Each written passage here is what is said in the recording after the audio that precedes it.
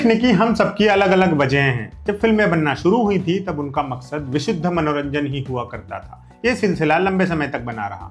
उसके बाद फिल्मों में समाज प्रबोधन के आयाम जुड़े। सिनेमा से शिक्षा लेने का चलन वजूद में आया। फिल्में समाज से सीखने भी लगी, सिखाने भी लगी। आज के दौर में सिनेमा देखने की ढेर सारी वजहों का अस्तित्व है। कोई वक्त गुजारी के लिए फिल्म देखता है, कोई मनोरंजन के लिए, कोई इंस्पिरेशन हासिल करने के लिए, तो कोई महज अपनी नौकरी की मजबूरी में। फिल्मों के कई जॉनरा हैं, डरावनी फिल्में, रोमांटिक, एक्शन, मिस्ट्री, कॉमेडी वगैरह वगैरह।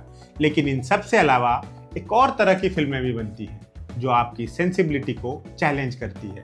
इनका सब्जेक्ट या प्रस्तुति इतनी रॉ होती है कि आप असहज महसूस करने लगते हैं। ये फिल्में किसी खांचे में फिट नहीं होती। इनको देखना एक अलग अनुभव तो होता है, लेकिन कई बार ये आपको विचलित कर देती है। ऐसी ही कुछ विचित्र डिस्टर्बिंग फिल्मों की छोटी सी लिस्ट दे रहे हैं। जिगरा है तो देख सकते हैं।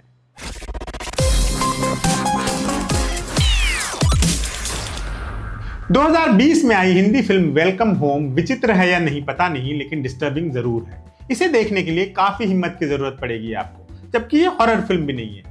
फिल्म दो लड़कियों की कहानी है जो जनगणना का डेटा कलेक्ट करने एक ऐसे घर में पहुंची हैं जो एकदम उजाड़ जगह पर बसा हुआ है। आसपास दूर दूर तक कोई रिहाइश नहीं है। घर में 4 लोग रहते हैं, एक आदमी, एक प्रेग्नेंट लड़की, एक बूढ़ी औरत और उनका नौकर। दोनों लड़कियों को उस घर में कुछ अजीब महसूस होता है। वो तहकीकात करने का फैसला करती हैं और ये उनकी जिंदगी की सबसे बड़ी भूल साबित होती है। आगे की घटनाएं काफी डिस्टर्बिंग है और क्लाइमैक्स में हुआ रहस्य उद्घाटन आपको अस्वस्थ करके छोड़ देगा। ये तथ्य आपको और भी खराब महसूस करवाएगा कि ये फिल्म सच्ची घटनाओं पर आधारित है। मलयालम फिल्म चोला एक स्वीट से रोमांटिक नोट पर शुरू होती है और अंत आते आते एक भयावह एक्सपीरियंस में बदल जाती है। हर आने वाले सीन के साथ सहज रहना आपके लिए मुश्किल होने लगता है। महज 3 लोगों की जिंदगी में घट रही घटनाएं आपको बेचैन करके रख देंगी। ये कहानी एक टीनेज लड़की की है जो अपनी ही उम्र के एक लड़के के साथ घर वालों से छुपकर घूमने निकली है। उनके साथ एक और आदमी भी है जिसे लड़का बॉस कहकर बुलाता है। इस ट्रिप पर जो कुछ भी होता है वो आपकी संवेदनाओं को झकझोर कर रख देगा। आपने स्टॉकहोम सिंड्रोम के बारे में काफी कुछ पढ़ा होगा, लेकिन उसका विभत्स रूप देखना हो तो ये फिल्म देखिए। चोला में मेरे 2 बेहद फेवरेट एक्टर्स हैं, निमिषा सजयन और जोजू जॉर्ज। बेहतरीन काम किया है दोनों ने। दोनों के बीच कन्फ्रंटेशन के कुछ एक सीन्स काफी पावरफुल है। निमिषा को इस रोल के लिए कई अवार्ड मिले। फिल्म प्राइम वीडियो पर उपलब्ध है। 2019 में आई असमीज फिल्म आमिस का प्लॉट विचित्र शब्द को पूरा सार्थक करता है। सुमोन नाम का एक पीएचडी स्कॉलर है जो नॉर्थ ईस्ट के लोगों की फूड हैबिट्स पर रिसर्च कर रहा है, खास तौर पर मीट खाने की आदतों पर। शौकिया मीट बनाता भी है। उसकी जिंदगी में निर्माली नाम की एक डॉक्टर आती है जो उससे उम्र में काफी बड़ी है और मीट की शौकीन भी है। सुमोन उसके लिए अलग अलग डिशेज बनाता है और तरह तरह की जगहों पर उसे ले जाता है। निर्माली के प्रति सुमोन का आकर्षण धीरे धीरे ऑब्सेशन में बदल जाता है और फिर एक दिन वो एक क्रांतिकारी फैसला लेता है। यहाँ से फिल्म उस रास्ते पर चली जाती है जहाँ कमजोर दिल वालों को बिल्कुल भी कदम नहीं रखना चाहिए। फिल्म के सेकंड हाफ में कई ऐसे सीन आएंगे जो आपकी फीलिंग्स को घृणा के लेवल तक ले जाएंगे।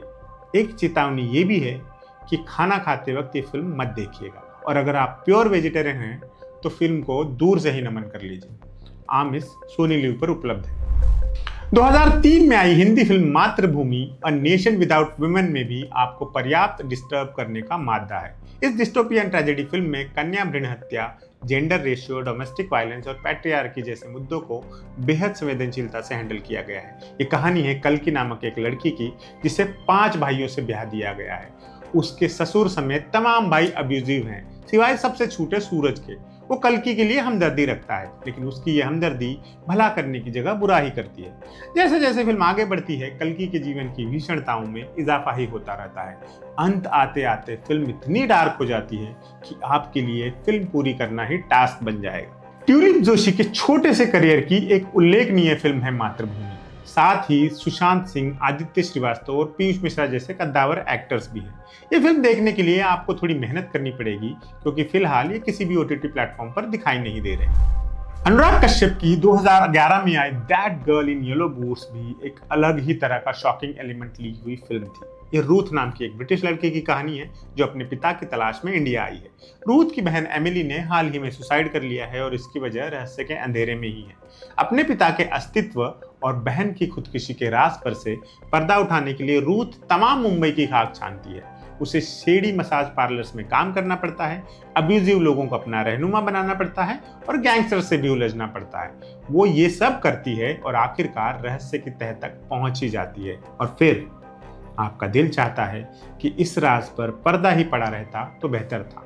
अंत आपको शॉक ट्रीटमेंट तो देगा ही, हो सकता है आप कहानी कहने के इस तरीके से रुष्ट भी हो जाए। That girl in yellow boots आपको नेटफ्लिक्स पर मिल जाएगी। तो ये थी वो 5 फिल्में जो आपको असहज करने की ताकत रखती है। अपने रिस्क पर देखिएगा।